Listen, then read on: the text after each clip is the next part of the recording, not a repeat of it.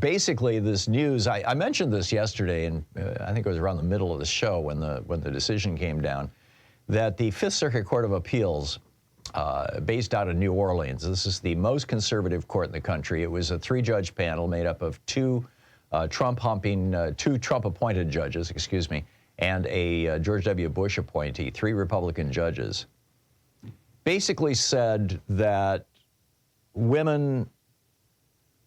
a pregnant woman's fetus has the exact same level of importance in an emergency room as mom. And I mean, this is shocking. You would think that, you know, saving mom would be the priority in a crisis. And weirdly, this all goes back to a strategy that Ronald Reagan used. It was actually in part put into place by Ted Kennedy back in 1986. I mean, Ted Kennedy authored some of the, you know, large parts of this legislation. Remember COBRA?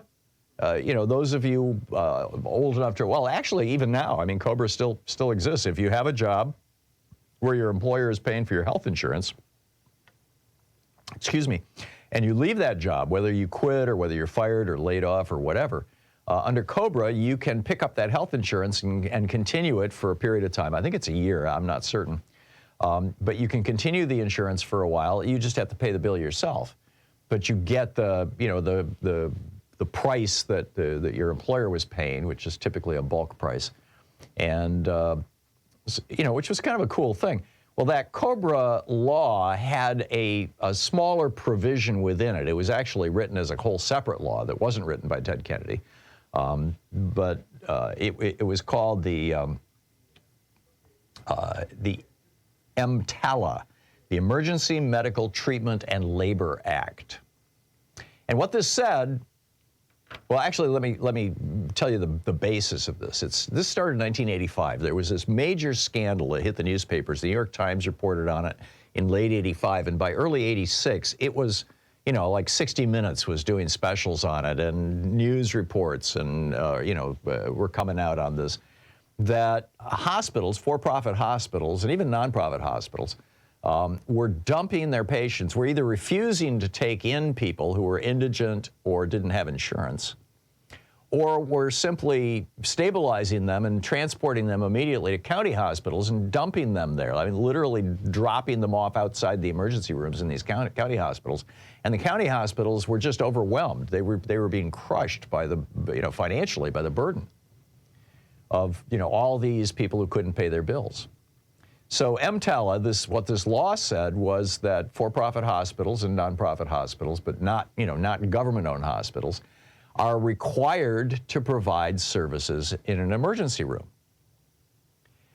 And what this did for Ronald Reagan and for subsequent generations of Republican candidates for the presidency is that it gave them an excuse to say, we don't need a national health care system because, you know, everybody in America can get health care.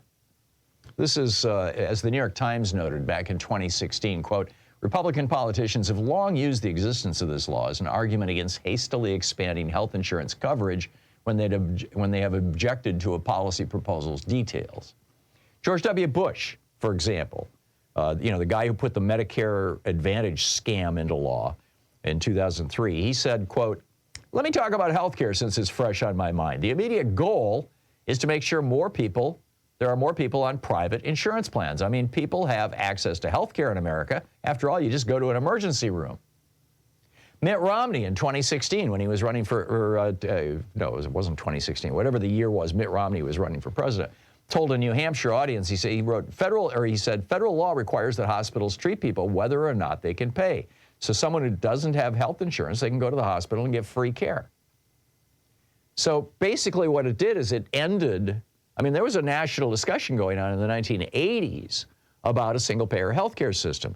Franklin Roosevelt, Teddy Roosevelt, Harry Truman, and John Kennedy had all proposed single-payer healthcare systems. Lyndon Johnson actually put 2 of them into place, Medicare and Medicaid, but neither one of them covered everybody in America. So, you know, this was a long-standing Democratic priority, and opposing it has been a longstanding Republican priority. So this week, a couple days ago, the Republican-appointed judges on the Fifth Circuit Court of Appeals ruled that EMTALA, under this law, yes, hospitals have to provide health care, but if a woman comes in and she's pregnant and she's in a crisis, and that fetus might be viable, you could save the fetus, but it'll kill mom, take that option. Right? And they did it. I mean, it was totally bizarre. This court is so wackadoodle. They would not refer to fetuses as fetuses in their decision. They referred to fetuses as children. And then they said, this is from the ruling itself, quote, EMTALA refers to patients as individuals throughout. Citing the Dictionary Act, HHS claims that the word individual does not include the fetus. The Dictionary Act, however, defines individuals as including every infant member of the species Homo sapiens who is born alive at any stage of development. So, basically what they're saying is that, the fetus has equal rights to the mom. This is the personhood shtick, right? And I mean, this is a Sophie's choice, really, for emergency room physicians.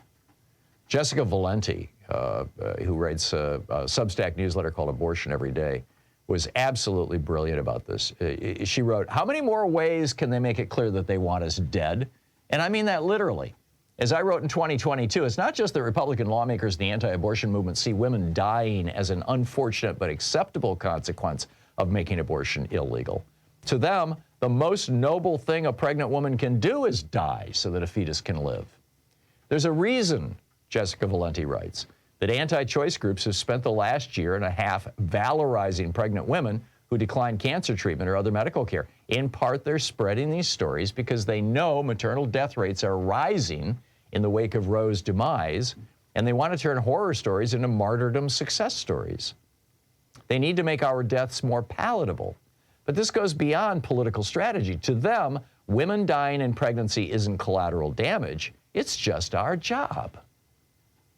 End quote. So, this was Ken Paxton. When the Dobbs decision came down, the Biden administration sent a notice, a letter to every hospital in America saying under EMTALA, you are required to provide emergency abortion care to pregnant women if the pregnancy is threatening their lives. And Ken Paxton sued in federal court saying, no, they don't have to provide emergency abortion care. They can just let mom die. They have to deliver that baby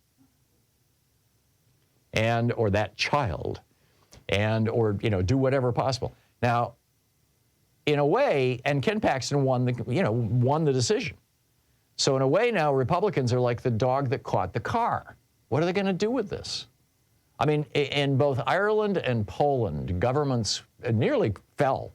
Laws certainly changed because a couple of women in each country died because of the anti-abortion laws in those countries. And, now they've reversed those anti-abortion laws. They certainly have in Ireland. I believe that they have in Poland. I'd have to double check. But they had a huge debate about it last year. So what happens when American women start to die because of this decision by the Fifth Circuit Court of Appeals? Is that going to change the dialogue around this? Is that going to hurt the Republican Party? Or is it going to, fire up the Republican base? Hey, women dying, this is great. It's just like, they were all happy when babies were torn away from nursing mothers at the southern border. I mean, these people really are pretty vicious.